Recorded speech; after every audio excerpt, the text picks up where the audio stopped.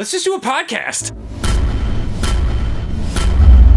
So wait, when you originally conceived of Game Grumps, it was going to be a podcast, right? Right, yeah. Yeah, so this is it. Whoa! We're doing it. We're making history. We're going to do 1 minute and 20 seconds of podcasting. Dude, I'm so glad. This is exciting. You know what's actually... You know what this is the perfect time for? What? I keep thinking of talking about it, but I forget. On your computer right now, you have... Come on, man. That's my secret. No, it's not a secret Nobody anymore. should know about It's, it except close relatives. Lamb Chop from Lamb Chop's Play Along with Shari. It's fucking like a gross, horrifying, way too close up of Lamb Chop's open mouth being like... Well, I just found... a picture of lamb chop in like an eBay auction because I was like, maybe I can get my own lamb chop. Right. Because that's every man's dream. Yeah, of course. And like one of them was like this perfect, amazing, like professionally done picture of lamb chop's face looking like he's about to vom up a couple hairballs. It's definitely in mid like, because like when the hand movement would like puppeteer it, like the thumb would always go to the side, so it had kind of like a it kind of like look to its face, and like that picture is like a freeze frame of just the horror. What's the girl who piloted lamb chop? Was it Sherry? I want to say Shari Stone, but that might be wrong. She definitely wasn't hot, so I didn't feel the need to remember her name. She was pretty cute. Listen. Was she like 80 now? Yeah, well, she's dead. She's dead? Yeah, I think she died. What the fuck? Yeah, I'm sorry. Are you serious? Yeah, did I just super bring you down? Oh, she's been dead for a while. Bummer. That is the song that ends. Oh! This is the song that does it.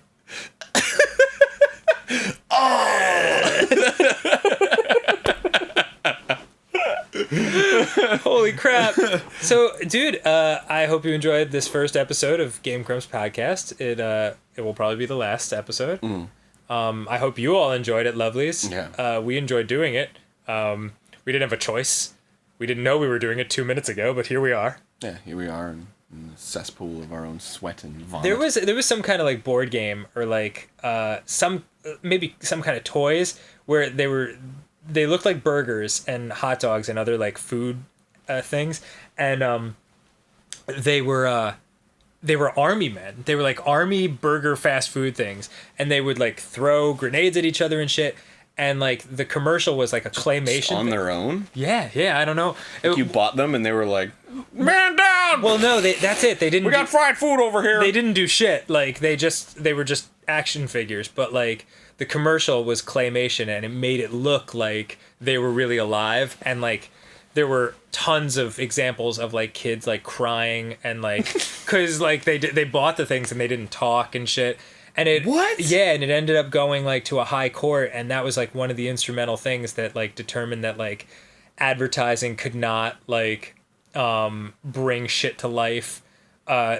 It couldn't falsely advertise what the toys could do. No way. Yeah, so like when you'll notice like when Barbie or like My Little Pony or whatever becomes like cartoonish and alive, like in the in commercials now, there always has to be like a sparkle wipe that shows you're clearly going to like cartoon land, you know? Yeah. So there's that like sparkle wipe. Yeah. I'm Barbie. Barbie's overpriced plastic town. Oh god. You did you see Ross and I do that fucking Barbie game? Yes. It's terrible. That was a great episode. Yeah. I was happy to be there for that. I don't know if this will go up first or that one will, but we'll see. Holy shit, man. Well, this happened. Whatever do you mean, Dan? Yeah. Is it the black screen with video 1 in front of us? Oh, does it say? Oh, yeah. It doesn't say video 1 in the capture, though. Yeah, because it's the TV's internal processing adding the video 1. That's just for you and me. Flickering upon screen. But we hope you enjoyed 7 minutes of Bob and then 7 minutes of us. Oh, thank you to... Oh, yeah. Who gave us this game? For sending us this game. Who was it? It was Thank you so much, sir or ma'am. Oh, that's great. See you later, everybody. I just figured Bob was a game that I actually bought. Oh yeah, because it was so good. because it was so amazing. It was so good that the TV and SNES couldn't handle it anymore. And it exploded. And they were just like, oh well. But we soldiered on. We did. Because that's what we do, professionals. Yeah. Yeah. If there's anything that you should glean from us fucking talking about like Claymation burger commercials and a black screen for 8 minutes, it's professionalism. Hope you took that away. Yep. But Well. Wait a second. Hold on. It's Conjuring. are you trying to fart right now? Please don't. Please don't force it out. Oh, wait. No, don't do it! Don't do it! You're so immature. Great. Now we gotta sit in that. Alright, we're ending this game. This episode is over. Oh, God, Aaron! Oh. So immature. Hey, welcome to our impromptu Grumpcast. This is the Stuck at MAGFest edition. I don't want to give the wrong impression. We had a great time at MAGFest. It was really fun.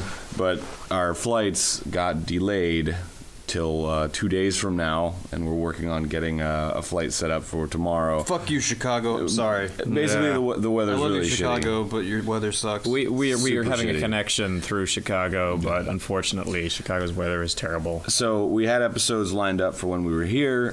Didn't expect to be delayed, so we don't have episodes up. So we had to make something fast and interesting while we were at MAGFest, and we're using the equipment that we have with us right now, which is a laptop and a tiny microphone. And we're in a hotel room, so there's no like audio dampening or what. I don't know. I don't know anything about audio, man. So if you're an audiophile, I apologize in advance. just so listen this- to this hiss. And Oh if God, you're- there's snakes. And if you're an audiophile, why are you so compressed, bro? Yeah, right? So, Damn. so this is a good opportunity to talk about MAGFest. So Yeah, let's do it, man. While it's still topical. Yeah, And should we talk about day one? What happened Just day for the one? record, it's myself, Barry, Ross, and Aaron. Oh yeah, we should. This- Tell them where Dan is. Dan's Oh, dead. Dan died. left. He exploded. Dan actually wasn't going back. He left immediately. us. Yeah. Yeah, I'm sorry. Yeah. No, he's seen some friends. So, Yeah. And his family, I think. yeah. And Susie is also here, but she's feeling a little under the weather, She caught the con plague. as is the norm. Oh man, we tried really hard not to catch the con plague, didn't we? Yeah, 2 airbornes a day, man. I'm drinking an airborne right now. Plus, I just finished mine. plus we got like a whole like an industrial case of hand sanitizer, and we each had them like equipped on our belts and stuff. Yeah. I was actually always afraid, like, because I did a bunch of signings and like met people and stuff, that like after I would see them and then like squirt shit in my hand, like they would get like, whoa, you think I'm fucking I'm gross, dude? No, I actually talked to someone about that, and like they want to shake my hand, and I was doing it, and I did it. I think I did it after or before or whatever. And like, what are you doing? I'm like, oh, I'm just hand sanitizing. Like, oh, you're afraid of germs? I'm like, I got norovirus last year, man. Like, I like had the worst fever I've ever had, and like, I also say that I'm not just doing it for myself. I'm doing it for other people because Right. as someone who shakes about like 3,000 hands, MBD. yeah, you're patient zero. You could literally get Right. everyone in the convention sick if you're a if guest. one of us got Patient sick, zero.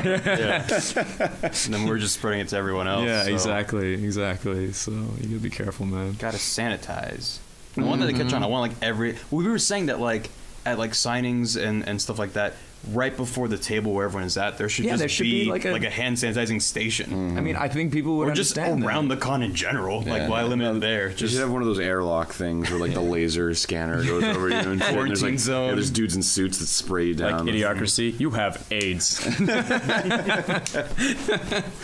But, like one by one when they come in, they gotta get sprayed by that like fucking prison powder that they And throw we're on. wearing delousing shit. we're wearing hazmat suits in like a pristine white room. And we have stunt doubles signing for us. Welcome to the panel. And the little robot arm signs our name. Man. So yeah, this was Barry. Was it your first panel, Ross? It was, well, last year I was kind of, I was sitting in for Zach, who got on the sick. animation panel. Because I kind of like last minute decided to go to MAGFest last year, and then Zach got really sick, so they were like, there's a free spot. And then you were like, do you want to sit up, Ross? And I was like, oh, okay. So I sat up, and I had already caught the norovirus, so I was already like delirious while I was up there, so I don't think I really said. I don't really think I said anything that whole panel. I think there was one question about Gamerverse, and that was it. There was another question. The first question. This people want it, right? I know. It might happen. More Gamerverse. It might happen. This was my first MAGFest and my first panel. Oh yeah. It was a trip, dude. Yeah, what was it like? I don't know. It was. I really enjoyed that. So the panel that I was on was the Ninja Sex Party / Steam Train panel, and it was at like 11 p.m. kind of end of a really long, crazy day, and there was a lot of energy and it was really exciting, but it was kind of more relaxed, a little bit less intense than like the Game Grumps panel, which was like. Danny was like bouncing off the place, giving everyone high fives. I mean, that was the middle of the day, so everyone was at peak energy. Yeah. So it was kind of a really good first experience at a panel. Yeah, it was nice and chill. It didn't feel like there was a whole lot of pressure on us to be like, yeah, we're gonna have a great time after. It's like, hey, we all had a good Friday. Yeah, I mean, it reminded me of your panels. Your old ones at night. Yeah. Well, plus you had like a late night panel, so that's when people are a little bit more like mellow. They got some drinks in them, and it's good. I like. They're just ready to hang out. It was really funny, man. There's so many good moments during that panel. Like, I mean, I don't know if there's a video of it yet. Probably, probably already. somewhere. But I remember there's this one part where people are like, Ninja Brian, have you ever killed someone? And everyone's like, oh, and then like he's like, yes.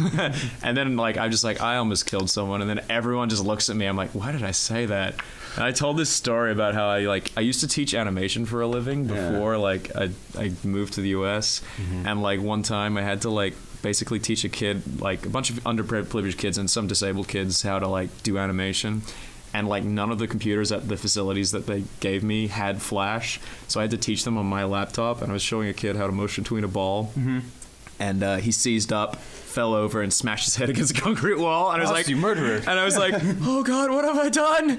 And oh my God, I told that story at the panel, and everyone there was like this awkward silence, and all I heard was, God damn it, Russ. Nice. Sweet. Well, yeah, there was someone who asked during the Ninja Sex Party Steam Train panel, they were like asking about our childhood gaming experiences and what was sort of what got us into gaming in the first place. And I remember I mentioned that I used to watch my dad play Doom and Duke Nukem 3D. And when I said Doom, there was like this response. And then Duke Nukem 3D, I heard someone near the front be like, how old are you? Yeah, how old are you? And I was like, what did I looked it up and it came out in 96. So I was like 7 years old. Really? So, yeah. Wow. So, I mean, sorry to whoever said that, but yeah, I wasn't gaming at 7. People don't believe that. I mean, I'm I older than was, you. just I wasn't playing PC games that were shooters and had half-naked women running around. A lot of people don't believe that I'm older than you. Yeah. Because you got a good stubbly face. I got asked that at the panel. They're like, baby face. They were like, Russ, what's the secret of youth? And I was like, don't eat nothing but macaroni, don't eat onion, don't eat tomato, and play a lot of video games. I feel like it's the other way around, like because you're like a baby-faced good kid you think inside. That's why I like macaroni, mac and cheese, and chicken. Yeah, probably. It's a chicken and egg scenario. Yeah, probably. Sweet. So you guys were obsessing over Windjammers when you were Oh, it's so fucking good, dude. So Friday was our big day where we were like doing panels and signings, and it was like a nonstop. And we ran into Pro Jared. Yeah, we ran into Pro Jared. Yeah, Pro Jared. But so on Saturday, we had a little more time to sort of actually experience the convention. Yeah, which was good. And we went to the arcade because they have an amazing arcade at MAGFest. All these crazy old rare. It's all free. You don't have to pay a goddamn thing. I mean, obviously you have to pay for entry, but after that, there's arcade cabinets everywhere. It's fucking Nirvana. Yeah. And we ran into Jared, who was like, "You guys got to see this game. It's called Windjammers." I was like, "What is that?" Oh, Jared showed you Windjammers? Yeah, and then I walked over, and I'm like, "Oh my God, I've played this like a long time ago." Never seen it before. Aaron had the cabinet. I have the cabinet. And you still have it? Yeah. Is it in your arcade? Yeah, it's been there the whole time. Are you serious? All the time. We have to play all the time now. Windjammers is, God, I don't know, like hyper extreme frisbee. It's like if you took volleyball frisbee and anime. I call it like super ultra pong. Like that's what it is. It is. Oh my God. It's 1v1 top down frisbee, top down. There's a goal behind each player, and wherever the frisbee lands, if it gets past a person, it has a different point value. And it's like 30-second rounds, super fast, and just over the goddamn top.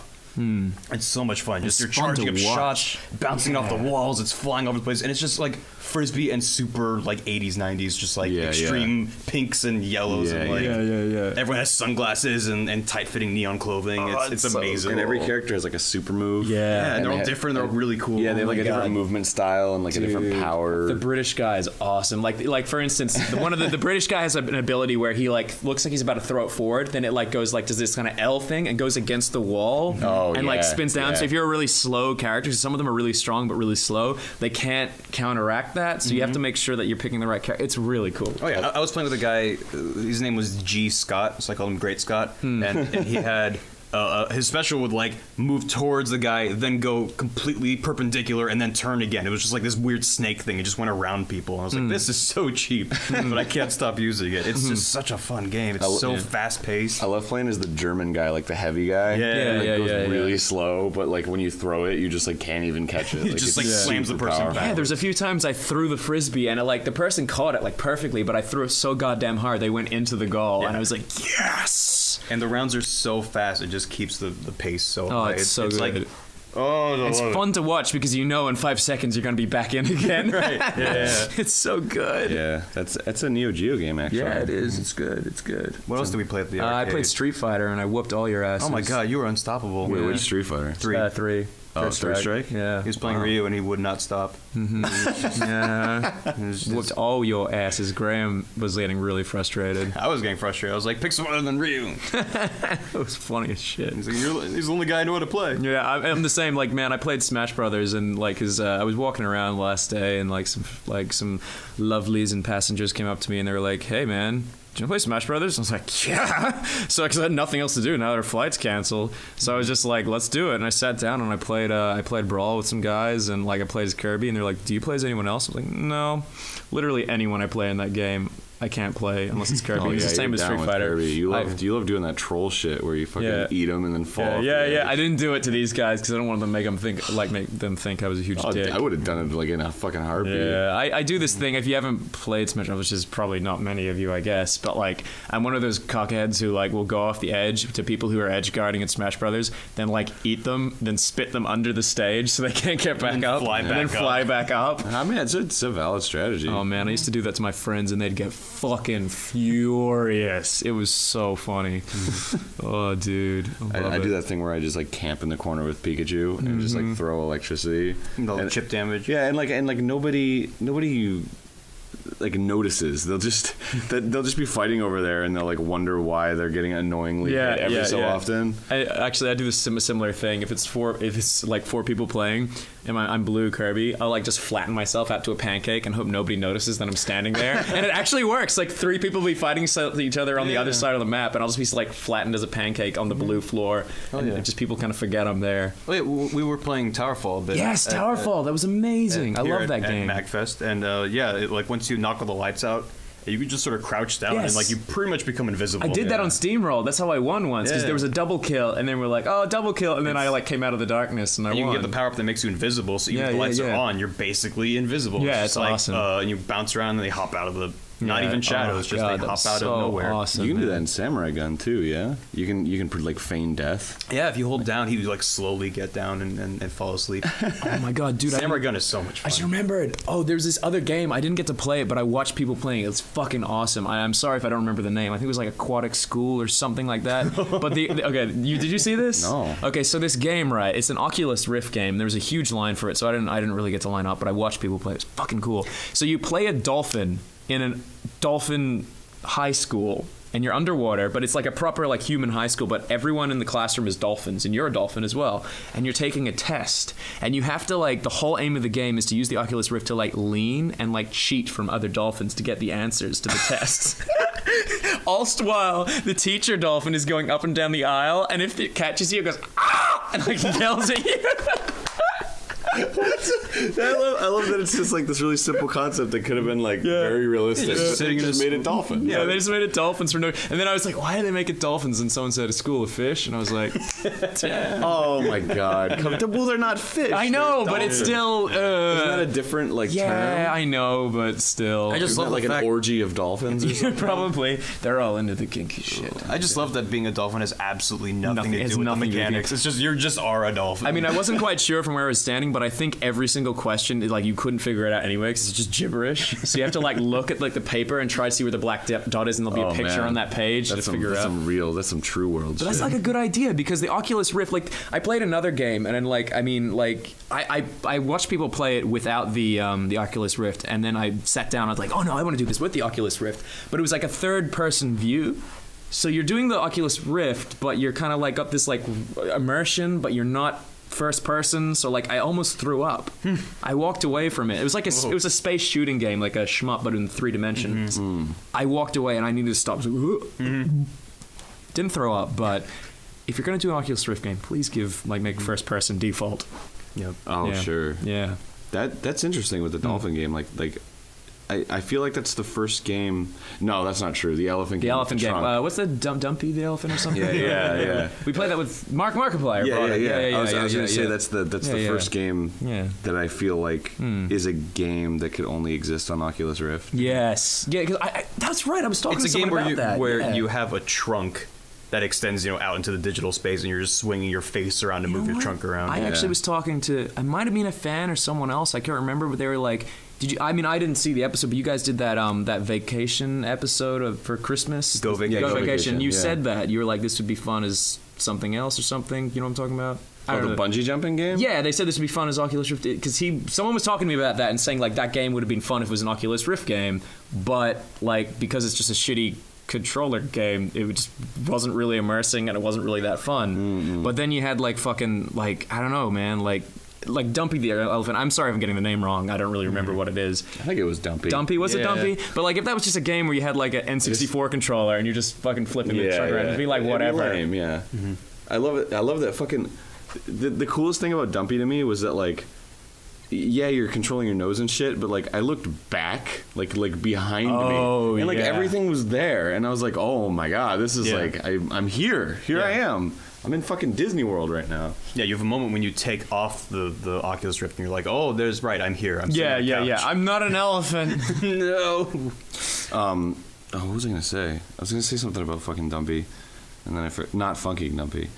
Oh yeah, it was called Dumpy because I remember everybody when we came in and we were like Dumpy, like let's play Dumpy, yeah Dumpy. Yeah, because he what did Markiplier have? He had like Dumpy and he had a couple other. The one where you look at naked people. Oh yeah, There's like a the naked- space porn. There's a space porn. There was Yeah. the one where there's like the frozen like 3D models of naked people. You could like zoom around. Oh, It's like yeah, we just that wanted to play fucking one. Dumpy. We just want to be an elephant. Yeah, walk yeah. around. You couldn't even walk. It was just on a track. You were just like swinging your head around having a good time, and then it ended. It just like it was amazing. Well, I think I made him download porno games. Oh yeah, we played the yeah. porno. I was playing a porno game and I was like, look, like it's just so. It was like so terrible. Like you look down and like the body, you're making love to her like her. So you've clipped it was through so her. glitchy. You clipped through her and her butt was like behind your legs, going back and forward, but like you were standing through her and she was just going.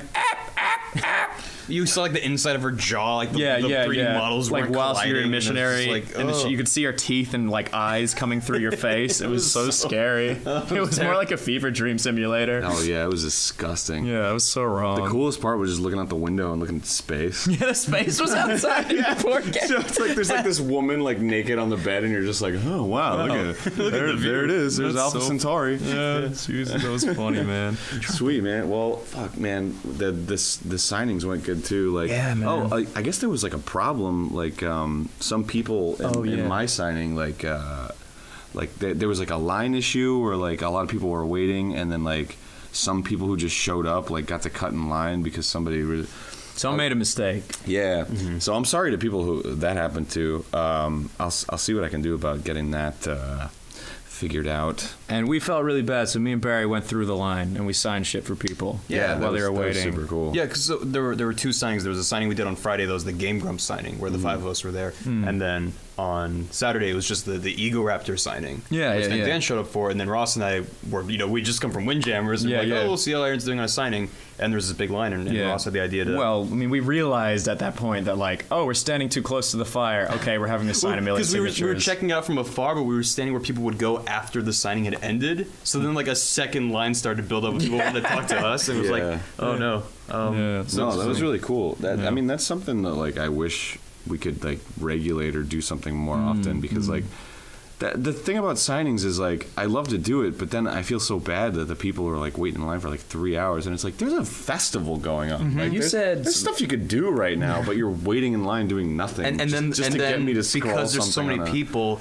we like couldn't take pictures with people Right, often, most of the time. right. And that's frustrating for us because like you waited for this and we want to share this experience with you, but it's just not ideal. Yeah, I don't know. You raised a really good point. You were saying that the people who got there early, super dedicated, but also the people at the back of the line who've been waiting the longest, Also super dedicated. Yeah. So it's just a line of super dedicated people. There's no like middle ground. Yeah, definitely. Yeah. There was a point where I started thanking people for like staying for so long because like that shit's insane. Like I couldn't wait like 3 or 4 hours for like fucking anybody like just to like shake their hand and say a thing. And Well, that's what was really cool about Ross and I going through the line because having just been on the signing thing the day prior, you're sitting there and people are coming up to you and you have this like brief moment and then they have to move along. Yeah. But when we were going through the line, we sort of like blasted through everyone as quickly as we could to get to everyone. Yes, and we said no photos because we want to make sure we get to everyone, and we just did signatures. And on the way back, we're like, we can do photos now, and we managed to get everyone. We managed to get everyone who wanted something with us. Yeah. and we had conversations with people. Yeah, actual conversations. And it was felt great. amazing. Yeah, it was really good. You talked to a guy who went to your school. I actually met a couple guys who went to NYU. That's crazy, man. And we had great conversations, and it's like, that couldn't have happened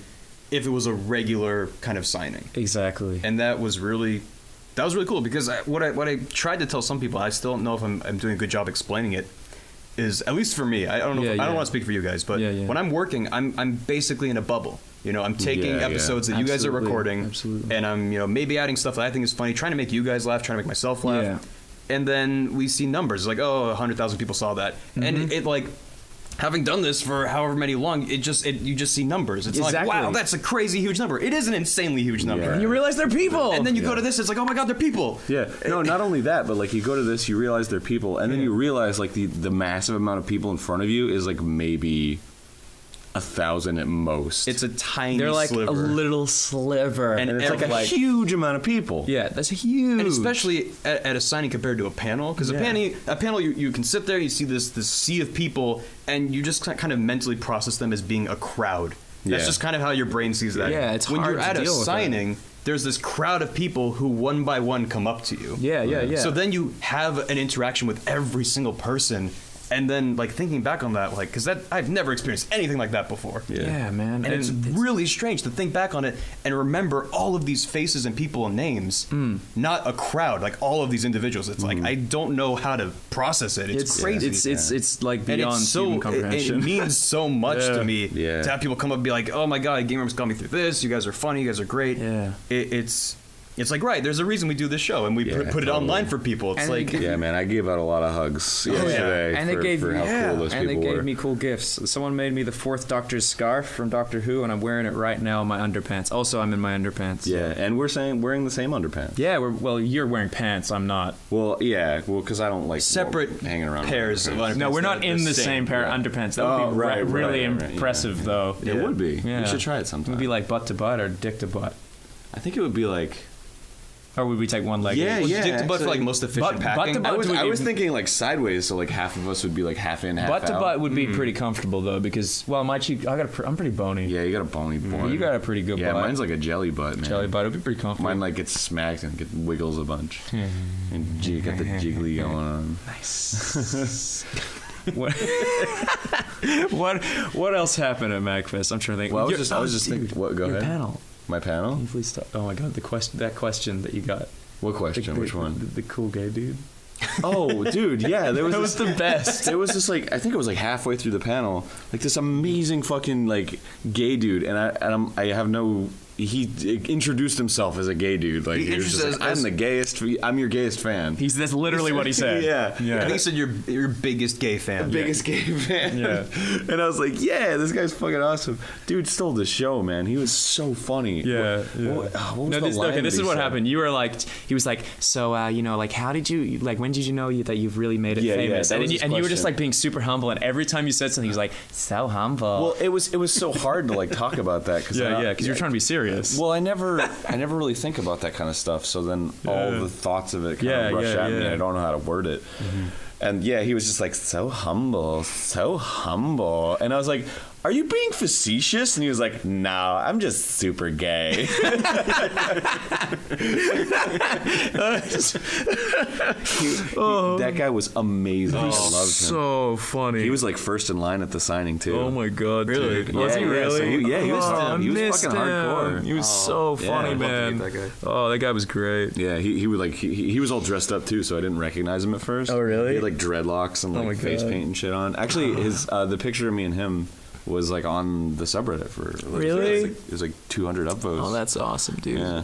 That's super cool. Yeah, he was super. Yeah, he was like, you don't recognize me, do you? And I was like, I kind of don't actually. And they like took the wig off, and I was like, oh, it's super gay guy. Like, you're awesome. He was so cool. Oh, It was man. also interesting with your panel with the you were saying after your panel how the question that teacher asked about. Oh my god! How, Yeah, I could how do relate you to that talk shit. to a student who's like drawing in class? Oh yeah. You said like that was like you Your response never was thought fantastic. about that. And Oh yeah, no, I never. Do you I wanna never even repeat thought about the question? Yeah, she asked me like what she should do as a teacher to like encourage kids to draw.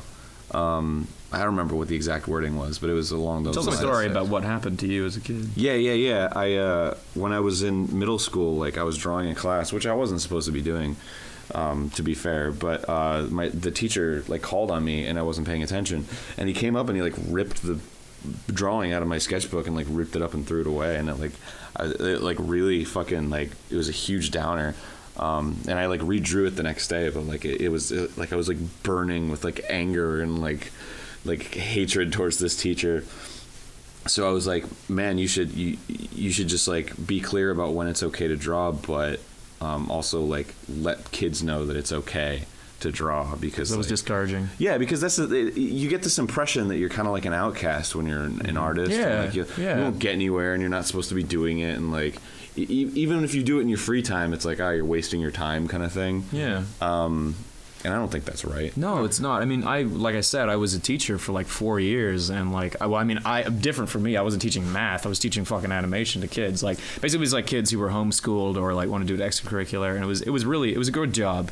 But man, like I remember being in high school and that kind of shit. Like I had one teacher. He was I think he was like we're doing like it was like electronics or something. I don't know, like soldering and all that.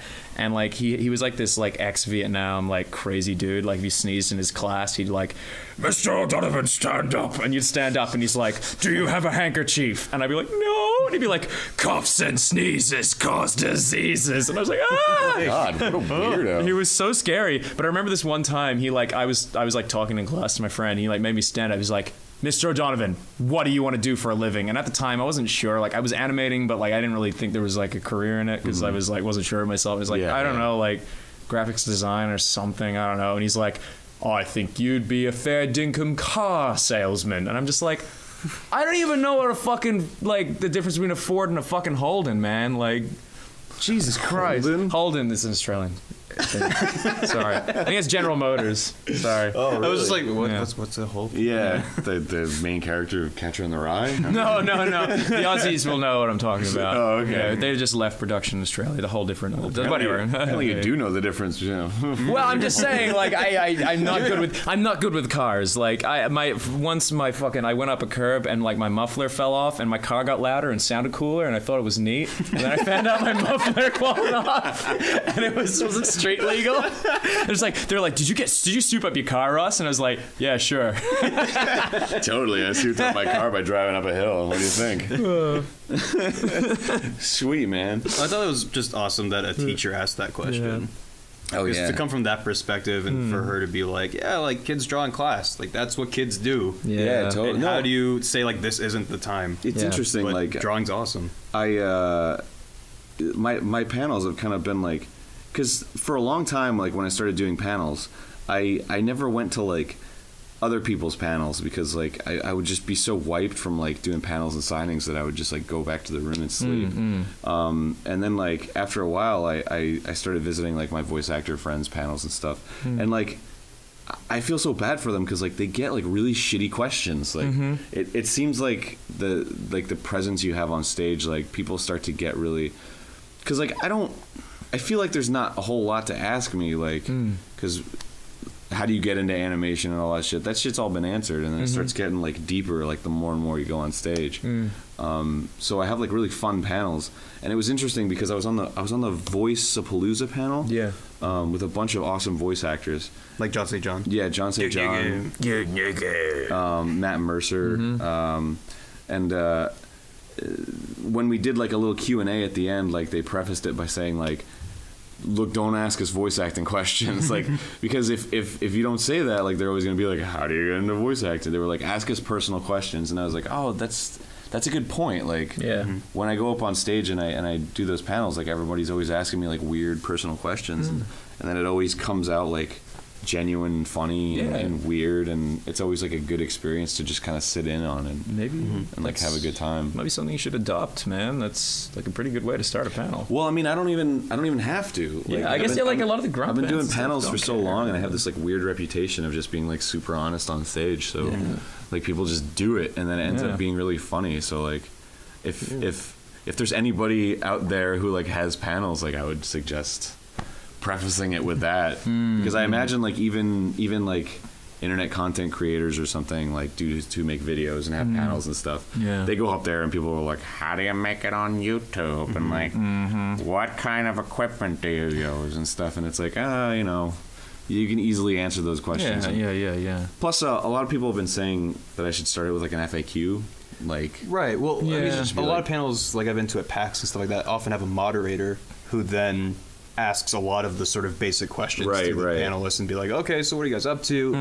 What about this? And how about that? And then they open up to the floor for questions. Then a lot of really weird questions come out because a lot of the basic stuff has been covered already.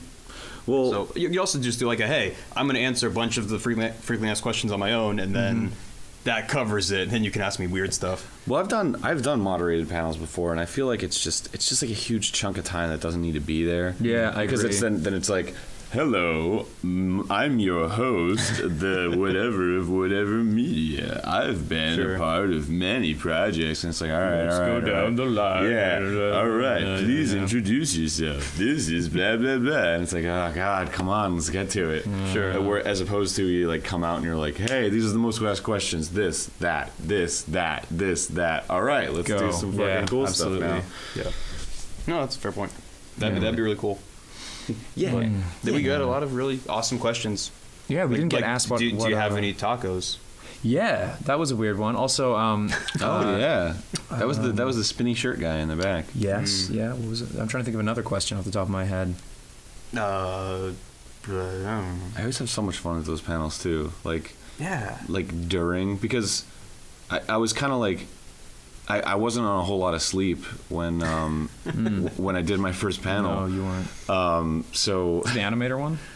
yeah. Yeah, so we were both on that. Yeah. And like I'm like, oh man, I don't have a whole lot of sleep, and I go up on stage and I'm all tired, and then immediately like the energy picks up, and then I'm like, I can do this for like 4 hours. Like I don't even care. Yeah. I could fucking stay up here. That was a for- 2-hour-long panel, and it blew by. yeah. I got a second wind doing the exact same thing, man. When we had which signing was it? Was the Grump signing that we had we had a reserve line basically, that's and the like Grump people signing. were like they lined up for ages and ages, and like the people security kept saying you're not gonna get signed, but Because there's another signing right after us. Yeah, they're like, look, if you can get if it finishes early, maybe you'll get something signed, but it's extremely unlikely. And then like we just finished up, and like then there's like another panel, another signing coming up in about like I think 30 minutes, and these just puppy dog eyes, man. Like I know the it was line a of them. huge. It was like the reserve line. Reserve They line. were constantly being reminded like they're not going to get like there's a very low chance you're going to get signed, and they were like there's just this gigantic They would line not that leave. Stayed there They would for like not leave. 2 And I was just like, hours. I couldn't leave. I was like, guys, We spent like 5 minutes figuring out how we could do it because Yeah, I we was wanted like, to do yeah. it. run It was through like- it. Yeah, we had like this little huddle that was just like And all right, the all right, con what- staff was what like, can we do? you don't have time. Yeah, like, And how I much will time make do the we have? time. We can do it. Prove them wrong. Yeah. I was signing and they're coming. We're like, sorry, we can't do pictures, guys. Just sign it. Come on. I was pulling people over, and I was like, this is taking too long. And I like grabbed 2 pens and I ran down the line. I was like, let's go. And I signed and came back, and everyone was still going. Like, what's up, Ross? I'm like, I'm fucking done.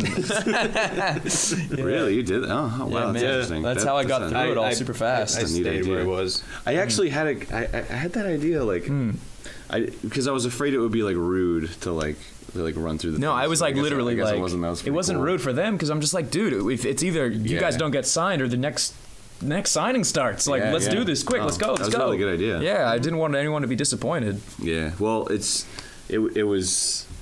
I'm glad we got it all done. Yeah. Did we get it all done in time? Yeah, man, we Yeah. did. Way, we had more time than we needed. And then Because I remember being constantly reminded like 10 minutes, 5 minutes. Yeah, I'm we like looking at the busted line through and it. it's like, oh man, like I don't know if I can get to all these guys. Because that was the thing is like they were gonna like kick us out because they needed the space for like Yeah. more people. So like it wasn't up to us. So we did the best we could, and I guess we got it. yeah, it we all did done. it. That was awesome, man. I would have like been on my deathbed and just that would be my only regret. No, dude, I can't do it, man. I can't Yeah. fucking let that shit go. Yeah. Like that, like the last anime expo I went to, like I was available all day, and like I got like maybe a 30-minute break for like an entire day's worth of fucking meeting people just nonstop. Like I can't. Oh, that was can't- intense. I can't yeah. let anybody like because they're there for you. Like Yeah. to- and, Absolutely. and we don't do stuff like this very often. No.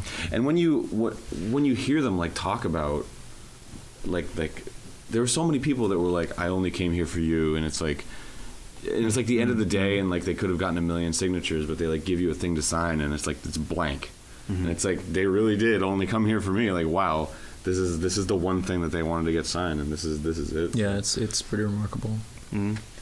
Did you Was that my shiny thing? No, it was a different thing. Oh. People after the panel, your panel, because during the panel, Aaron's panel, he's like, "Yeah, Ross wants shinies." What was the context of that question? Talking about Pokemon or something?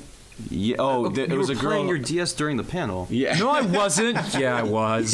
There was a girl who asked us what our friend codes were. Yes. And I was like, yeah. I don't even know what the fuck. I've never It's like a exchanged friend codes with 16-digit anybody. number. Like, and then like she was like she wanted to play Pokemon. I was like, sure, I'll do it. And Yeah. then like after, Yeah. and then you said Russ wants shinies. Yeah. Dude, I was downstairs, fucking like 3 guys walk up to me like, hey bro, do you want shinies? I'm like, yes. And like, do you want shiny Starmie? I'm like, yes. He's like, here, I let's do want it. shiny Starmie. Do you want it? Yeah, I do. If it's okay with them. I used to use Starmie. all the time. Really? Yeah.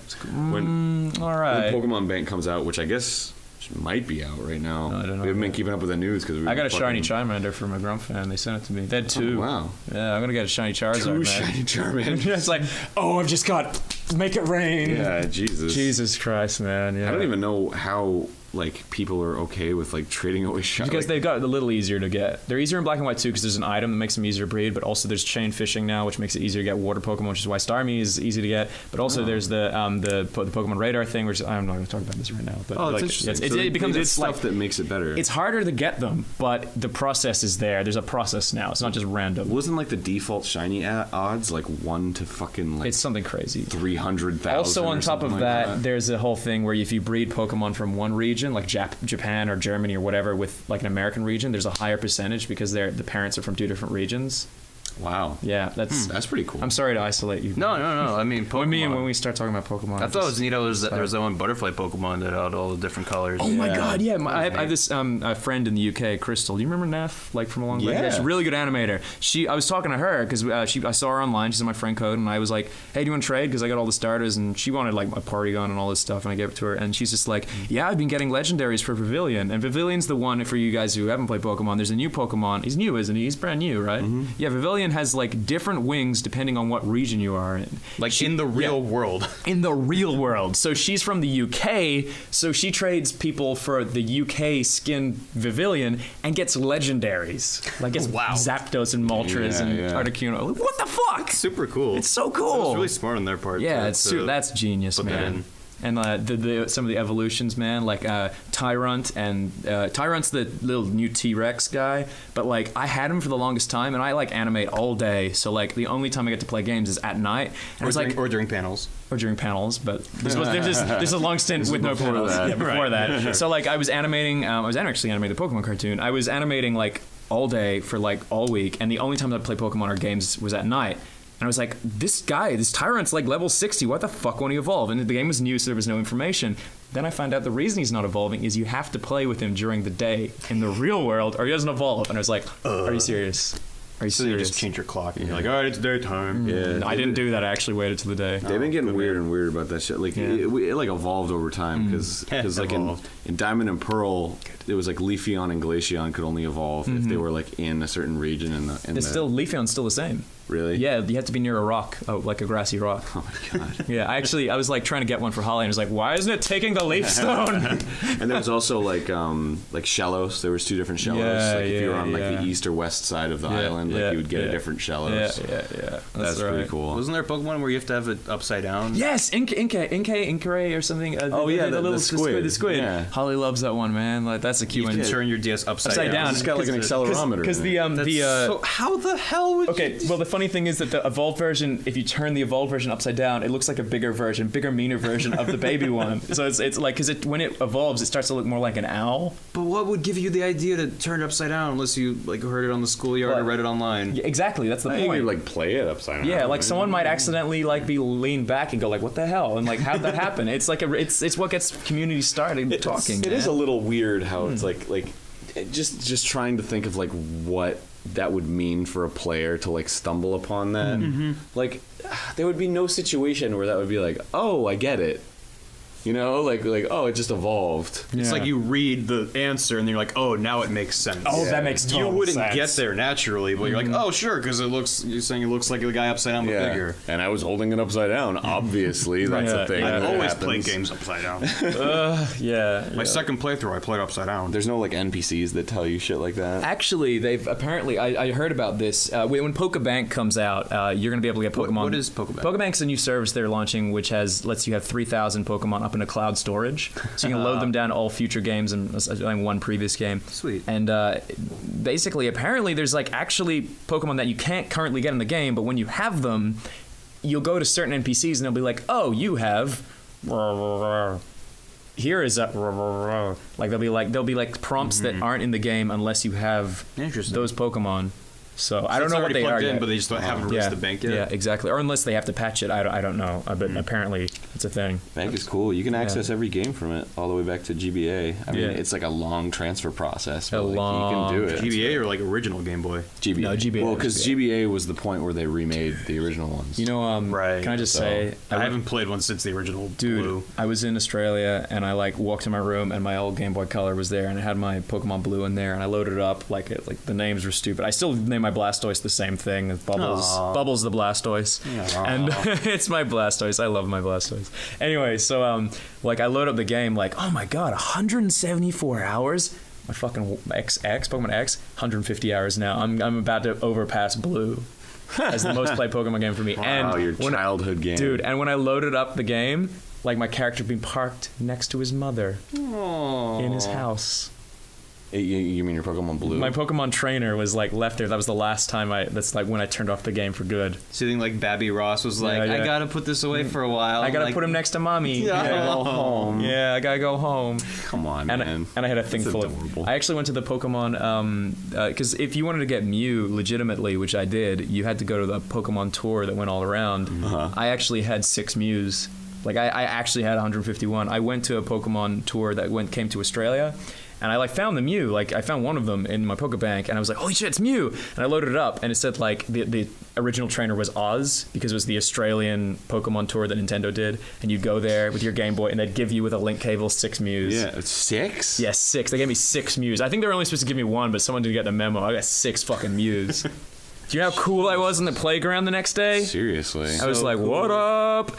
That's like the equivalent of being like fucking dictator. Like you show up on it's like how 6 million and everyone's like, what say you, Lord? And then you get like your 3 friends, you're like, you get them, you, and everyone's like, oh my god. Yeah. Yeah. That's exactly They're what the happened. chosen ones. They're the apostles. Dude, that was totally it. Apostles. Oh, God. Well, thanks for listening to the Pokemon podcast. Yeah, sorry about that. When we start talking about Pokemon, doesn't stop. Pokecast. Pokecast. Yeah. But yeah, it's been fun. We enjoyed MAGFest, and we'll be back again next year. And we love you guys. And thanks for coming, and thanks for watching. Yeah, you guys should come to MAGFest next year. Yeah. If you weren't here.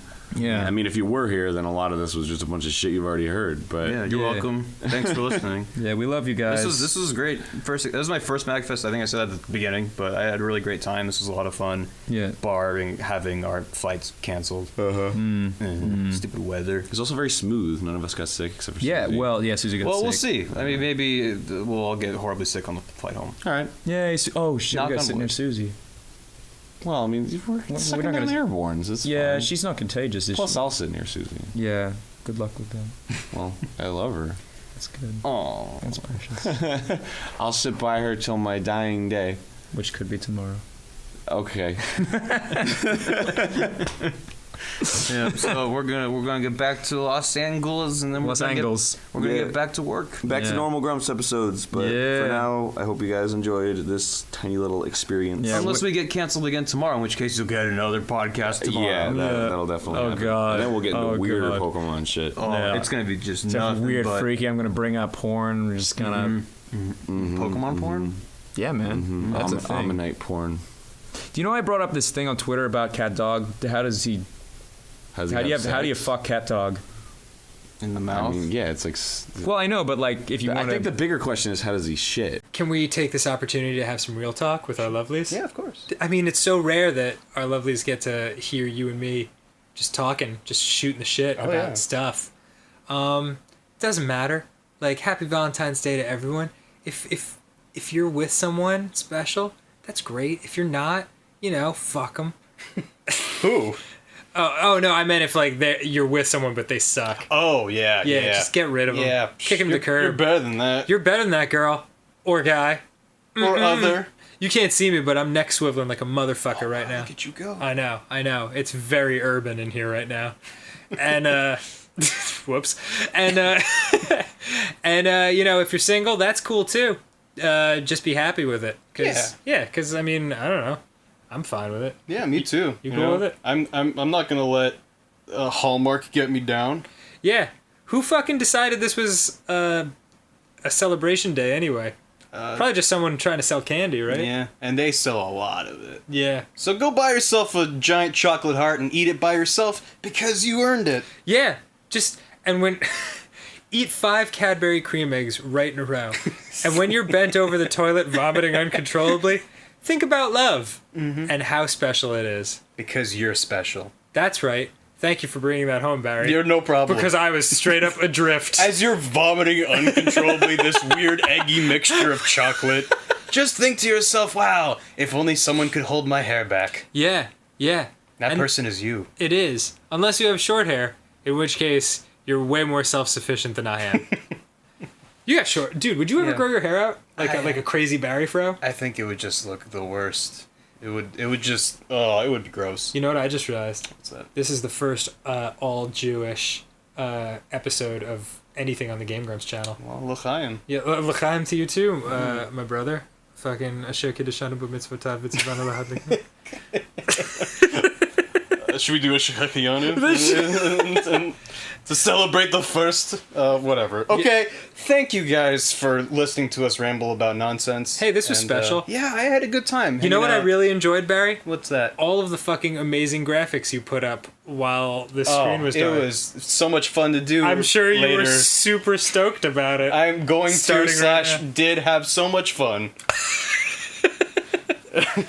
Well, I'm gonna go back to our house Okay. and I don't know. Maybe there'll be a little treat waiting for you when you get home and when you get done with editing. Wow. Happy Valentine's Day, Dan. It's gonna be my dick. I wish I were dead. Wow! Don't ever say that, Aaron. I wish I were So I For a could be big old plate of reincarnated cookies. as a cookie. Yeah, that's okay. That's where you wanted to go with it. Man, we are sleepy. Here's a question. I'm now officially so tired that I can't even like bring myself to get up off the couch and stop the capture of this game. I agree. You want to just sit here and talk for a while? Why is it called Yoshi's cookie if it's clearly Mario's cookie? Oh boy, that's a good question.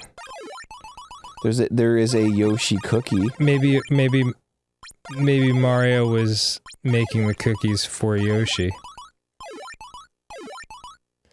And why would it be singular cookie You really think so? if there's there's thousands of cookies? We've been playing a different version of this game, and I have no fucking clue what was just happening on the screen. Right. Shit was just moving and then disappearing. Cookie. I like that this was licensed from Bulletproof Software. Seems like an unnecessarily tough name for a software company that makes Yoshi's cookie. They made Hatris. Wait, It's Tetris. Yoshi Hats. just said his name. What? Why would Yoshi say his name, but Mario would say cookie? Because Mario can say more than fucking Yoshi. Oh, that's all that Yoshi can say? Yoshi can't say anything. He just says Yoshi, and then Whip-boo. Remember that sound? Yeah, I do. Whip-boo. I do remember it. Why That the was fuck good. are we? Why the fuck are we still? What? Oh, yeah, why didn't we end this episode? We're just How too fucking sleepy. long is this? What the fuck is going on? Hey, this seems like a good enough time to tell everyone, hey, you know what? We love you. How about that? Did Hey, I do so anything for you? if there's a cookie store, does that mean there's a guy in the back with 2 levers and he's like stepping on shit? And he's Yeah, like, this is how cookies are made. fucking cookies are hard to Yeah, make. he's basically doing like a drum solo, and cookies explode out everywhere.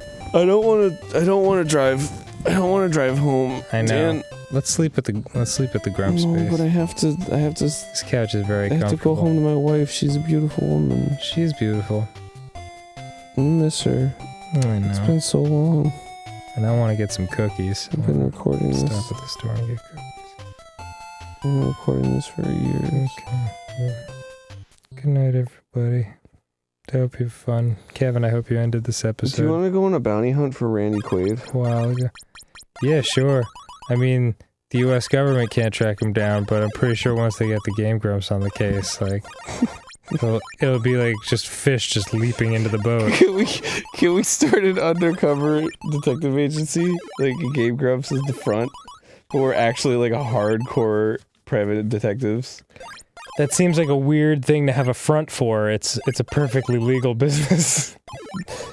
Like, you only need a front if you're doing something illegal. No, but see, we make connections among the YouTube and gaming community. Right. So if any YouTubers or gamers go out on the lam, Mm-hmm.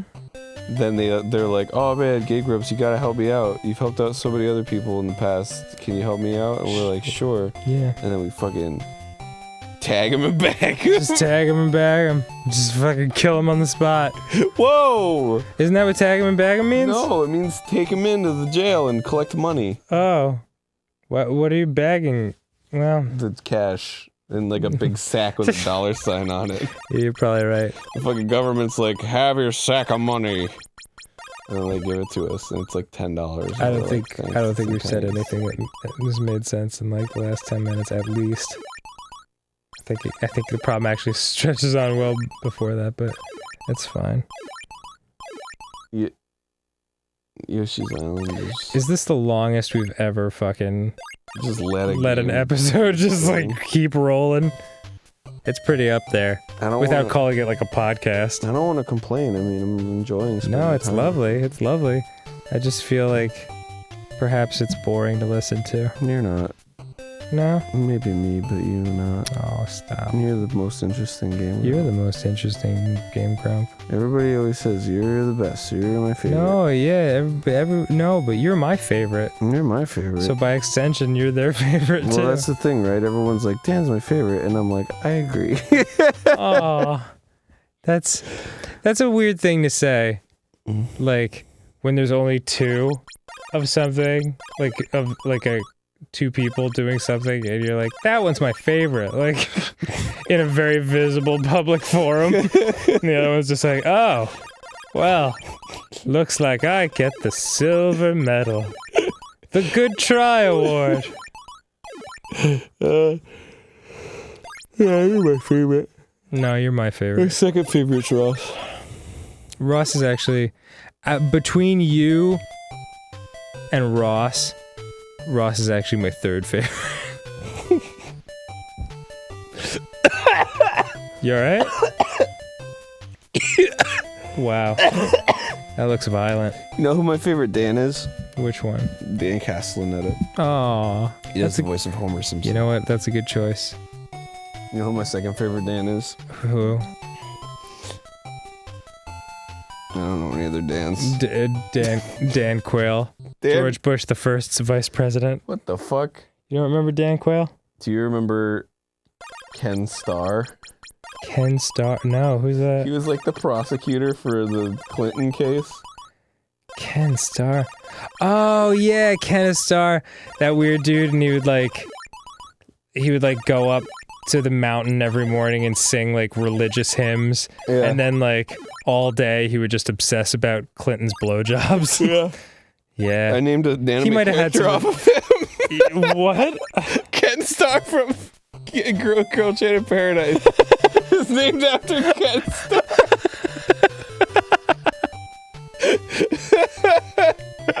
I've never told anybody that. That's a really good choice. Give me the hot heat. Oh, thanks, man. I wish I could find. Hey, Good shit in paradise. if anybody knows where King Doom went, the guy who wrote that theme song, I really want to know because he vanished off the face of the planet. Really? He was a really good guitarist and he had a whole band. You have dudes in your life who just disappear like that? Dude, he was a big fan, Mm-hmm. and then I contacted him and I was like, "Your music's amazing. Like, can you write a theme song for Girl Chain?" And he was like, "Yeah."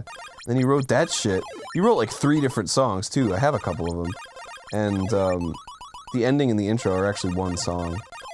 The ending of Girl Chain is actually the intro to the song that ended up being the intro. Whoa. Anyway, I'm learning things. he wrote that song and I was like, awesome. And then I wanted to make like a new season of Girl Chan, and then I was like, man, I need to get King Doom to do it. And then he just like posted and he was like, I'm gone forever. I'm never gonna come back. What? And he didn't come back. Dude, fucking... Well, if you need a shredding guitar solo, maybe the guy from Tupperware Remix Party would do it. I don't know him though. I kind of know those guys. Yeah.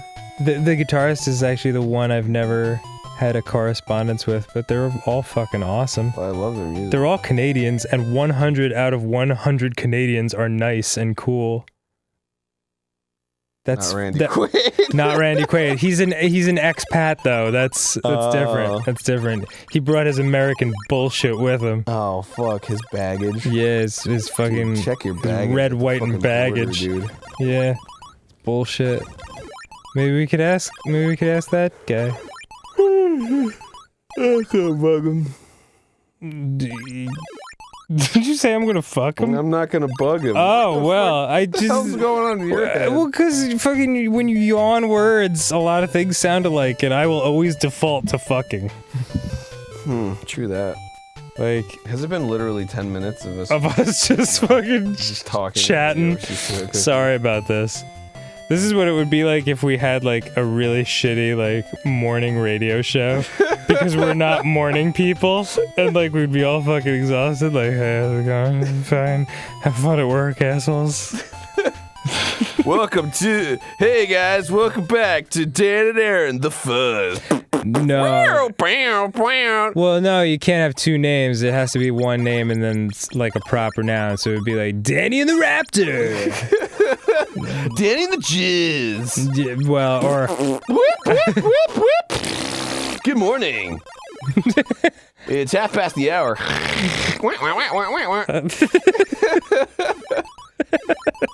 And my asshole couldn't be tighter. Hey, let's sing our first caller. Well, that's great to hear, man. Whoa! wow. The first track we're going to play is Creed. This is Can you take me higher? This is a little ditty called Walk the Monkey. Oh, God. All right, we're ending this episode now. This is happening. Here we go. And now we're just doing a podcast. All right. Hey. Yeah, it's weird. Like I've never I should make some yeah, shut up, bitch. It's gonna be even better if I like mute the game audio and it's like you're just yelling at me. You know what? Actually, let's mute this. Okay. And we'll put on some quiet romantic music. Non-copyright protected, of course. Yeah, it's weird. There's different ways to show intimacy, I guess. And pet names was never really one for me, other than just like, I don't know. I guess I mostly express the love in like hugs and actions, you know, more than like, hey baby, you know, like that kind of shit. Yeah. Because everyone calls each other baby. True. It's like when you find that someone who you can have that comfort level, you know, and just say babe. It's nice. It's pretty nice. That's why I call you babe every day. Of course, dude. Yeah. I've not been in a relationship for quite some time now. Mm-hmm. And you've seen me. Like at first I was like super broken up and then not. Then like it just became okay. And it just happens weirdly. And then I don't know. I think I'm the happiest I've ever been from like a love and relationship standpoint. And this is gonna sound so hippie-ish, but I swear to God it's true. Like kind of like learn to like love myself. Oh, for the first time. Absolutely, man. Yeah. That was my New Year's resolution, to love myself. It's big and it sounds selfish in a sense, like I'm putting myself in front of other people, but like you can't love someone else until you love yourself. That's right. You know, because if you do, then like, or if you love someone and you don't feel that way about yourself, the love that you'll have like won't be grounded, and then you end up losing yourself in that other person. Exactly. I think you actually told me this. It's not about finding your other half. It's about two whole people coming together. Fuck yes. Yeah. Like, and that's my big problem. Man, this is gonna get deeper than we meant it to, but fuck it. Whatever. That's my honest problem with like the way love is presented in society. Like you have it's that you complete me thing, you know, where the idea is I'm a hemisphere and the girl is a hemisphere, and together we create a sphere, you know? When the fucking truth is you need to be your own sphere, and she needs to be her own complete sphere. And then if you come together, you can form a partnership which is like really equal and respectful and loving. And then if it doesn't work out, you go your separate ways, but like you're still complete people and you're still okay. The other way, the incorrect way, in my opinion, is where like you feel like this person is my other half, you know? Mm-hmm. And then if you break up, then fucking half your soul is getting torn away. Yep. I know you know what I'm talking about. Yeah. Man. It's something that I think everyone needs to go through. For sure. It's a big part of growing up. There's a song that I really like. It's called Whatever It Takes by Lifehouse. It was a song that I was listening to a lot, like my last breakup. But a part of that song and the lyrics that really hit me was, you have to love yourself before you can ever love me. Yep. I was like, that's so fucking true. It's the truth, man. You can only know and love someone as well as you know and love yourself. Yeah, absolutely. There's no question about it. And it's weird too, because like in every movie you see, and it's just put in your face constantly, like, you need to find someone. Yeah, like, there's a lot of pressure. Credits roll and a happy ending occurs when the guy gets the girl. Yeah, exactly. And then we're surrounded by that, and then I know like in high school you see couples all around you and you're thinking like, gee, when's my time? And right. It's like it's not a race, you know? It's not a race, and it's not for anybody else. Right. Other than you and the person you're in a relationship with. Like, right. I'm pretty much off Facebook these days. Like, I had to stop because you don't get an accurate representation of people's lives. You know, you get a projection of what they want you to think their life is. Yeah. Which is why so many couples, like, you'll see, like, their profile pictures will be like them like about to kiss or them kissing on like a waterfall, and then they break up like a week later, and you're like, whoa, what happened? People don't post the bad times. Right. It's they don't post the honest shit. Yeah. Because relationships need work, just like, you know, anything else. There should be realitybook.com, and you have to like you have to post a picture, like, even in your bad moments, like it's a requirement every day. Right. And it's, you know, the tailored ads that I get because I'm 36, as you know, and like, oh, Jesus Christ. Yeah, kill yourself. No, and it's wonderful. That's another thing, like that, like a youth obsessed culture. The idea that like 36 is old, when like, if I say that to my grandma, who's about to be 89, she'll be like, fuck you, 36 is old. I like, was so shocked when you like told me you were 36. Oh, yeah, like, yeah. Well, you were 35 when I first met you. That's true. And so I was lying about being 36. I was like, man, this dude looks like he's 28. Yeah. You have some youthful exuberance. Thanks, man. Well, it's also because I'm lucky enough to do what I love, and that shit keeps you young. And you know, because you hang out with me. Yeah. I feel like getting older is not a choice, but like resigning yourself to the fact that means you can't do like certain things or be as happy or you have less to offer, like that's all bullshit. And like, what I was going to say was the tailored ads I get because of, you know, because Facebook knows everything about you and they sell that shit to advertisers so they can advertise to you more accurately. So I get the like, in your mid 30s and still single, like those things on the sidebar. And it's like, man, it's like, it's not like I have a disease. Yeah, that's almost like an invasion of privacy in a way. Oh, it absolutely is. Yeah. But that's what I'm trying to say. It's like, you know, when people get involved in a relationship on Facebook, it's like screamed from the rooftops. It's like, I'm in a relationship. And you see the two people's pictures there and a little like heart. And it's just like, they win. Yeah. And like, what are you doing with your life? Yeah. You know, and listen, I understand how someone might hear me saying this stuff and like, think like, oh man, sounds like bitter single guy, like doesn't have love in his life.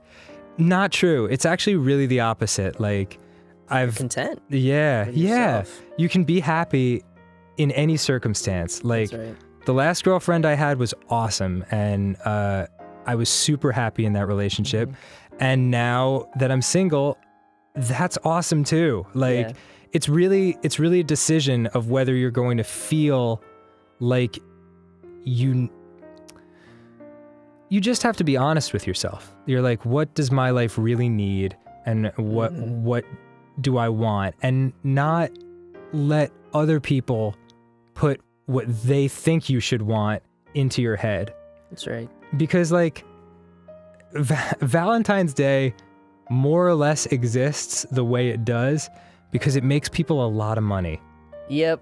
That's exactly the card business, the chocolate business, the balloon business, the singing telegram shit. It's like all bullshit. Yeah, I mean, there's a reason, and you know, we get in our own heads about stuff and think like, oh my God, it's about me and my love life. No, it's about someone else trying to make money. You know, and then like if you want, like you should make it about yourself, you know, if that's what you want. Like if you're in a relationship, yeah, of course, like take if time. Valentine's Day is about love, then you can love yourself on Valentine's Day and show love to your partner if you have one. But like you should be showing love to them all the time. Yeah, you know, you don't need a day for it. That's a very good point. Yeah, so I don't know, like I mean at this point in my life, I've been in and out of love pretty heavily a bunch of times, you know? And it's just like each one is its own story. Each each relationship teaches you something new. And for the most part, like, I can really only look back on one girlfriend and be like, oh man, that sucked. You know, like that was not fun. Yeah, I feel you, man. You're preaching to the choir here. Yeah, all the others had like their shitty moments, you know, but like they were fantastic experiences and great people. Yeah, like as some of you know, because, you know, you guys follow me on social media, some of you anyway. If you kept up with my Instagram, you guys knew that I was in a relationship for most of last year, and it came to an end, but it's okay, because, like, that was an experience that, you know, I don't regret at all, and it just ran its course, and things happen for a reason, and in a way, I'm kind of glad you guys got to share that with me, you know?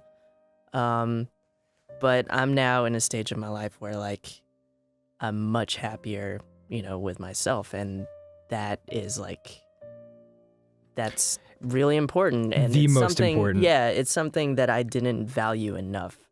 And if it wasn't for that relationship last year, I wouldn't have grown as a person. So it's true. And the shitty moments in your life have to be seen as opportunities for growth. Yeah. You know, like they feel shitty, they feel awful, they're hellish in certain moments. Oh, absolutely. Yeah, but like you know what a good quote is that I heard?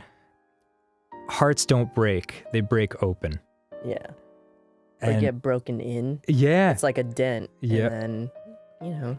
Well, you need to get your heart broken in, because later in life, you know, when the challenges that you face only get more difficult. That's like true. Loved ones dying and like sickness and all kinds of things. And like, you know, you think, God knows when I was in college and I broke up with my college girlfriend, I was like, this is the worst I will ever feel. And I'm like, I look back on it now, I'm like, you pussy. Like, you had no idea. You had no idea. It, like, whenever you feel like you've hit rock bottom, the thing is, like, it's just a feeling, and you should use that as motivation. There's no way to go but up, and things always get better. It's crazy how life always works itself out.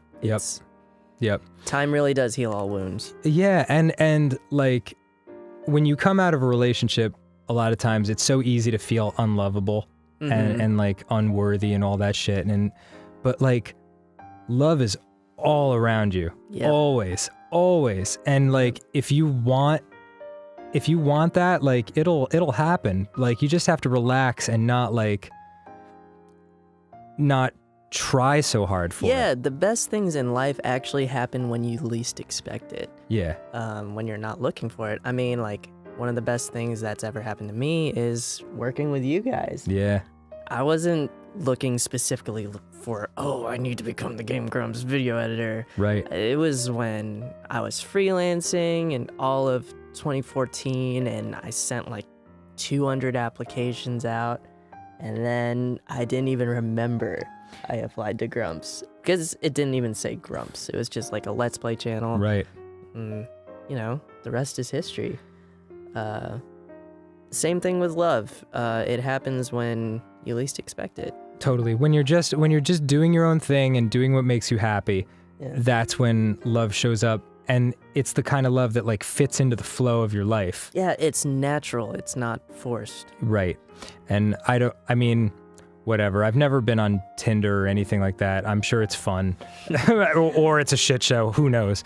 But like, like it seems like those types of things can lead to a lot of like false promises, you know, and a lot of like, a lot of good times, but a lot of shitty situations too, because like, you're reaching for something, you know, you're like, I gotta try to make this happen. Not to, and listen, all of the opinions expressed here are just what I've learned in my life. Like, if you feel differently, that's totally fine too. Yeah.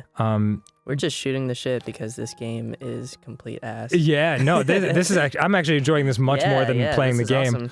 Awesome. But yeah, it's really nice, and I certainly feel the love from like the fans, and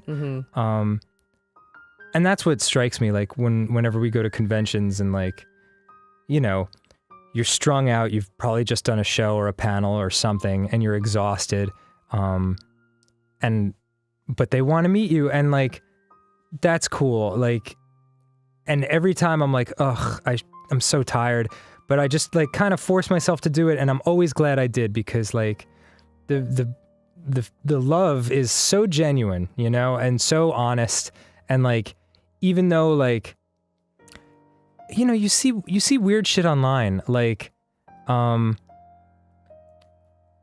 people shouting each other down, like, stop treating them like they're your friends, like they don't know you, they don't care about you. Like, not true. One is true, we don't know you, but that doesn't mean you don't care about someone. Like, you don't have to know someone personally to care about them. And I don't know, I got a lot of love, Kevin. I got a lot of love to give. Yeah, it's a very warm feeling. If you're feeling lonely today, there is someone that loves you. No doubt. We love you. Your family loves you. Tell your parents that you love them. And if you do. If you don't, then, you know, don't lie. But chances are you probably love them. Yeah. Yeah, I mean, There's it's... someone. Yeah. Like, my friend's mom Tell your dog. Yeah. Dogs always Dogs love you. are the best. Yeah. The best. That's why I bought mine goggles and a collar. Aw. Yeah. Oh, Daisy.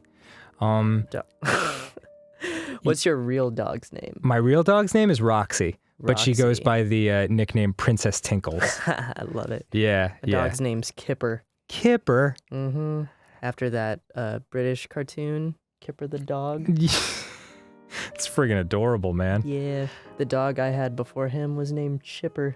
Chipper and Kipper? My first dog ever, when I was a little kid, was named Butchie. And Butchie was a fucking monster. And it's funny, too, because Butchie used to knock me down and, like, bark over me, and it was terrifying. And I just remember the thing is like a horse-sized animal. Oh, geez. But I was tiny. And so now I see pictures of Butchie. She's like a fucking like tiny dog. And I was just a little kid who was super scared. But then I got my first dog that I really loved, which was Zach. Zach was an Afghan hound. Nice. I had her for like 7 years.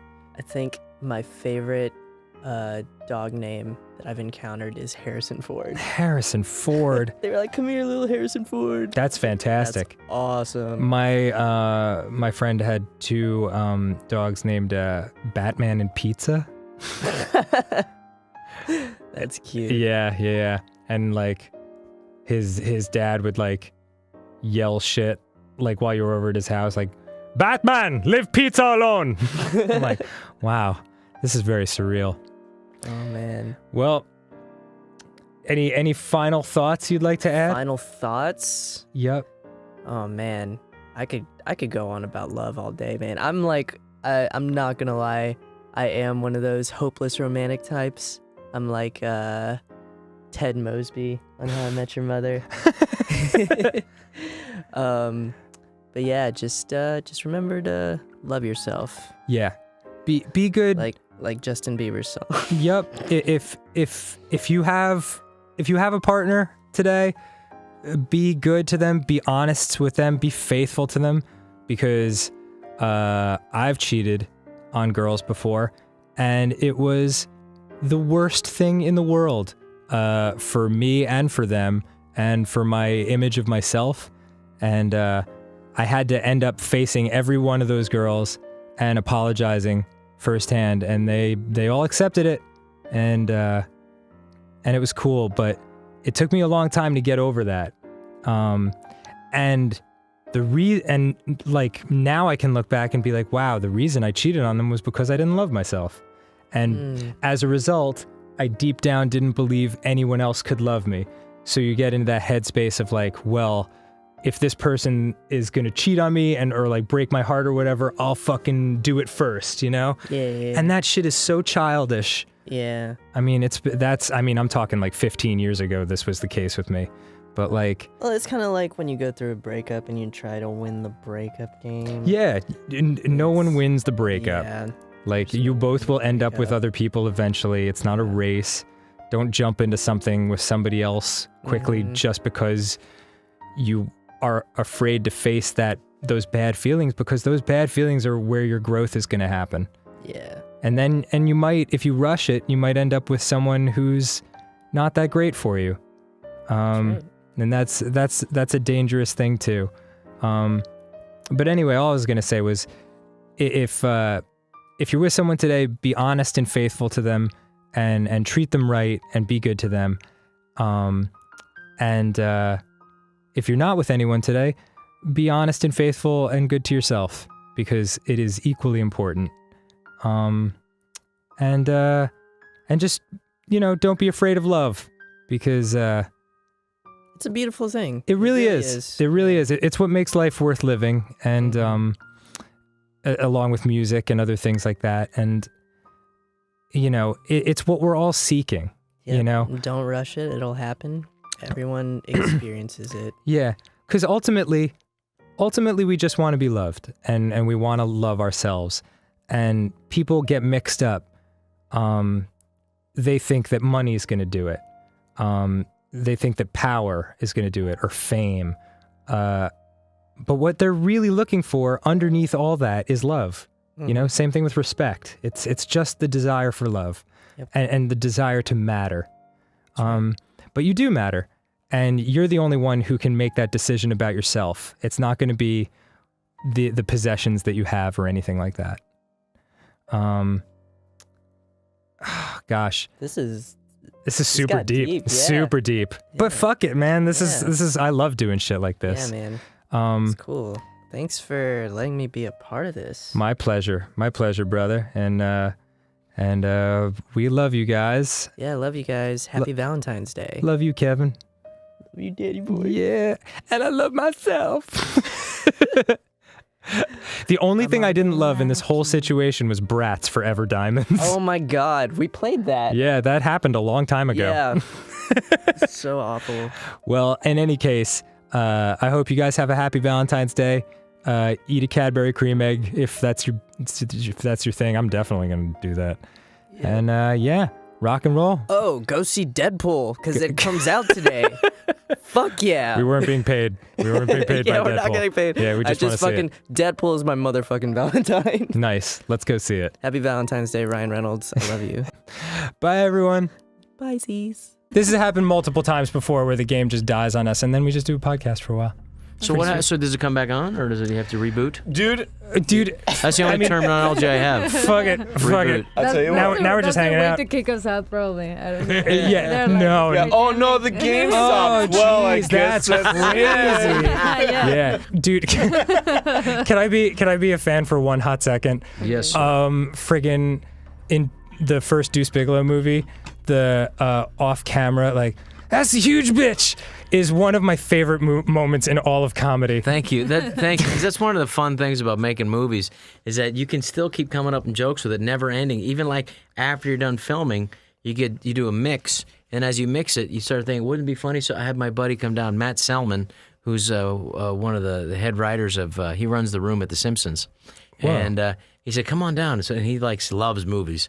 So he came down and he helped write some of the really funny stuff. He Bitch, Man Whore, that was him. Oh, cool. Him and Dan Graney were the guys riffing on that. I came up with Man Whore, and these guys came up with He Bitch, Man Slut, and stuff like that.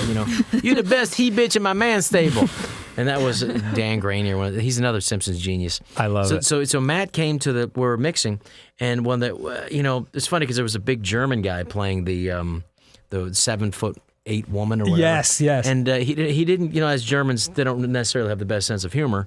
Oh, shit. As except maybe taking the Sudetenland from Czechoslovakia at the time. That was pretty funny. That was one of their big 20th century jokes. So anyway, he said, why don't they show my face? And I heard him in the makeup trailer going, maybe if they put on some makeup and make me pretty, they'll show my face. Because he wanted to get his face on there. Anyway. Oh, poor guy. Slash woman. So anyway, while we're doing the mix, which is putting all the different music and blah, blah, blah, and the sound, and then the vocals, and the voices, and Matt was in and said, you should just have somebody yell out, that's a huge bitch!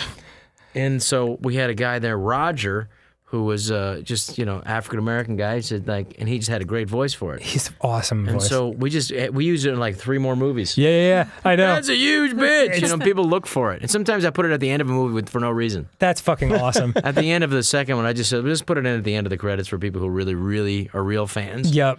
And let's put it in. So that's at the end of the credits. That's a huge bitch. It's like, just in case you leave the movie on for the very end. It makes me really happy, man. And like the part where Eddie Griffin is getting like tomatoes like that float onto his chest from the jacuzzi, like that shit just cracked me up so much.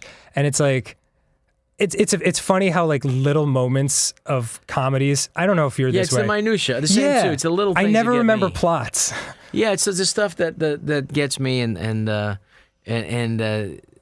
the stupidness of it. Basically, there was like soup they were in the jacuzzi. Right, and exactly. Just the silliness of it. Silliness to me. I was very lucky last October. I heard John Cleese and Eric Idle were performing in Jacksonville. So I said, Patricia, hey, they're performing. She said, oh, just go.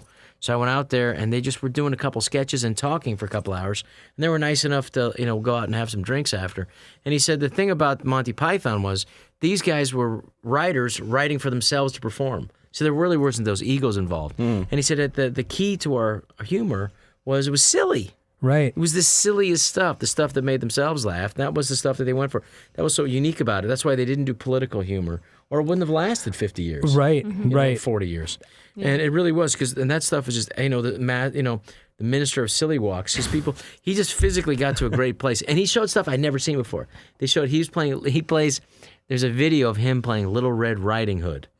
Where he's Little Red Riding Hood, he's just physically the funniest guy I've ever seen in my life, John Cleese. Yes. He's like 6'6" of funny. He's huge. He's huge. Physically, he can just do stuff other people can't do. His legs are 1.5 feet longer than most people's, so he's able to do stuff. Were you a Faulty Towers fan?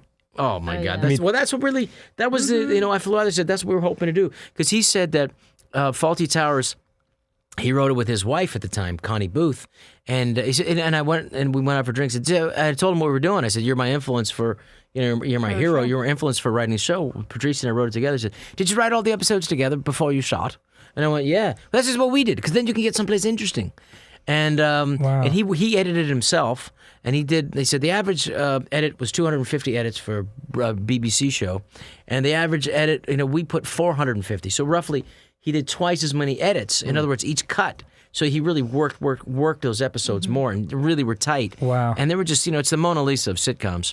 And he said, and as he was getting up to leave, the last thing he said to me was like, "Well, so you've done the first season."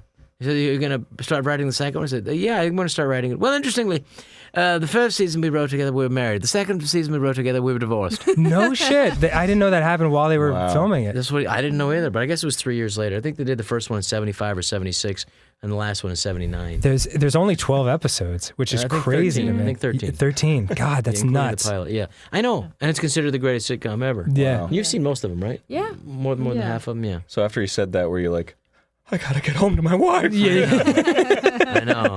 I don't. I'm gonna make this. We're gonna make this relationship work, because I really like our house. I don't want to. We have a lot of great stuff together. Yes.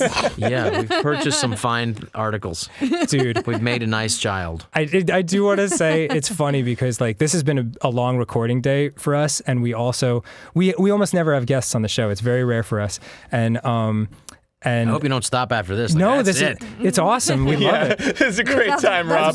We are never having guests on the show. I'm so the last guest ever on Game Grumps. I'm so sick of Aaron, and like it's the cool thing was this morning we had Steve-O on from Jackass, yeah, and. Man, the experience of having you on the show and Steve-O on the show could not be more different. Yeah. Like, it's both, like, so great in its own ways, but man, that dude, he is a ball of friggin' energy. Yeah. And, like, you guys are, like, so chill. And I'm sure like, there's something behind that energy. At least there used to be. Yeah, Some chemicals in that energy. Yeah, believe me, he told us all about energy. it. He was not shy. But I really respect the guy, because he made a transition in his career, and he's what he's doing now, and I work with him. Unfortunately, I did a stand-up date with him, which wasn't like really a stand-up date because it was Steve-O. But the audience loved it. And unfortunately, I was backstage where he does the disappearing penis bit, where I do not know about he this. puts it between his legs, and then unfortunately, I was back and behind the curtain. Oh, you got the fruit basket. So I got the whole basket. The secret goat or something The like secret goat. Can you see it from behind? Oh, it's terrifying. That is not a secret. So how was he, though? He was good? He was awesome, he was man. great. He like so much fun. So chill and so not chill, but like a cool guy and like down to earth and like very honest about his experience. Experiences so cool. Like positive and negative. Yeah, and the only guy I've ever known who's had like thing's staple gun on his ass. Yeah. I mean, But also, he's very athletic. Oh, yeah, he's a great athlete. Beyond Yeah. all the crazy stuff that he does, I Yeah. mean, he really can do real shit. Yeah. All those guys were incredible athletes. I mean, Really? like they all risked their lives to do it. Well, just I mean, I'm a complete sucker for like the physical humor, no matter what. Those guys driving down in slow motion to that Valkyrie's, in the gigantic shopping cart, beating the shit out of each other, punching each other in the face. To me, there's nothing funnier than that. Yeah. That was just screamingly funny. They had me in the cart, in the shopping cart. Yeah. In the beginning of Jackass movie. Yeah. And it was what a great choice to have like Wagner playing in a gigantic shopping cart, punching each other in the face. But to me, it was just like heaven, just for a comedy fan. To me, it's like that and Borat. I don't think I've ever laughed harder in my life. Well, he had a great show that we loved. Remember? Oh my God, that's the best show I've ever on television. Killer Karaoke or something. Killer Karaoke. I don't know this. Oh my God, you have to see it. Guys, Oh, really? how dare you. Tell them what that is. It was great. No, you have to see it. Okay. Seriously, You have to explain what it see is. Well, basically, it's called. It is Killer Karaoke, right? Yeah. Okay, so you have to, sing a song, but while you're singing, some bad shit is happening to you. And the goal is to not stop singing, no matter what that's happens. awesome. So, like, what? Oh my God! No, there are many. What is it? What is the name of those things that they put on? It's like a dog shock. Yeah. Dog shock collar. Oh, sure. Yeah. And so they're singing it while they're getting shocked. They're singing and they're serving you dinner while they're getting shocked. Yeah. And then, you gotta see it. And then it's like they have a beautiful girl and she's sitting in a chair and they're lifting her up on a crane and they drop her in this ice cold water and they start throwing alligators and snakes in there. Oh my God. While they're in the water. It's made for television. Right. It is ridiculous. I bet you guys would like, what's the show, Aaron, the Japanese show? Gaki no Tsukai. Yeah, I bet you guys would love this show. Yeah. It's 5 comedians. You know what? You can explain it a lot better than I can. Yeah. So What is that? It's these guys, and they give each other challenges, and they're usually small challenges, but they're physical stuff that's like really stupid, just like rolling the dice or whatever. But then whoever loses then has to be punished by the other guys. And so then they come up with these elaborate situations where, like, for example, the one guy who lost has like this fake apartment built for him, and then he has to go through his day as it's being narrated over the speakers, like as if nothing's happening, but all the other guys are throwing pies at him, Like constant for hours. And so he just has to pretend like it's like, oh, I'm washing my face now, and like so he washes his face, and then they just pie him right in the face, and he's just like, Well- all right, so anyway, time to get coffee. And they really huck those pies at him. Yeah. It is merciless. Like total commitment. Like those guys are amazing. It's such a funny show. I think you would love it. Yeah, you Yeah. gotta write it down We'll for me watch it, because yeah. I already lost the name of it. No problem. What is it again? Gaki no Tsukai. Gaki no Tsukai. They're not the guys guys who did the fall down the lotion stairs, are they? No. Oh, It's a different group. yeah. It's But I'll write it down. the other one that was. Did they do the CAT scan one? Was that them? Yes. Yeah. That was them, yeah. What was that? Please, Aaron, enjoy. So You love talking about this. it was a challenge, and so they go into like a hospital, and there's like an MRI machine, and so they each go in one by one, and they can't talk to each other, and they can't laugh. Yeah. So they go in and they sit in, and then it like wheels them into the spot and everything, into the little cubby, and then once they get in there, there's like this old woman's face just like cut out, and it's actually a woman, and she just stares them in the face, and then like their thing goes up to get scanned, and then she just kisses them. And they can't laugh. If they laugh, they fail. And Yeah. they all fail. Yeah, of course. As soon as they saw her face, they're like, "Oh!" It's wonderful. It's just watching other people get tortured in a very silly, fun Yeah, that's way. what the Killer Cure. I'm surprised that Steve-O didn't talk about that. He talked about a lot of things. Yeah. We ran out of time. I feel like if we had like another 6 hours, we might have gotten to it. Yeah, it's What's crazy. a good story that Steve-O said? Oh, now I'm curious. Jeez. He talked about. Well, personally, our favorite moment was in a conversation where he was talking about how many times he's been hit in the head. In the midst of that, and he was like, "Yeah, dude, that's gotta affect me." And then he zoned out for like 30 seconds and just didn't say anything. I don't know what happened. What happened was like he was adjusting the mic to sit, and then he just like went like this, just holding the mic, and I was like, "Hey, dude, I can adjust that for you," and he was like, "No, dude, it's okay. I just don't sound out for a second." That's really good Steve-O. Huh? He's so funny. Hey, but that's physical comedians It's like football players. Yeah. They're gonna have some damage. That's exactly what he said. I tore both my rotator cuffs. Wow, really? I broke my ankle 8 days before filming this martial arts comedy, Big Stan. Yeah. Well, you'll like that one. I'm even more of an asshole in that one. And I just taped it up and we got the money. It's an independent film. Let's just shoot. God so I just damn. kind of limped and kind of grimaced the whole movie, like, Wow. And so but Steve-O, I mean, I can't even compare myself. Wait, so was guy that went just through. happenstance, or were you doing it like practicing? I was doing, we did about 7 months of martial arts training, not because I wanted to do 7 months. That's how long it took to get the financing. So I was like, as a director, I was like, oh man, how long is it going to take to get this effing money? And then, but as a martial arts student, I was like, well, it's going to give me more time to get better at this nunchuck stuff.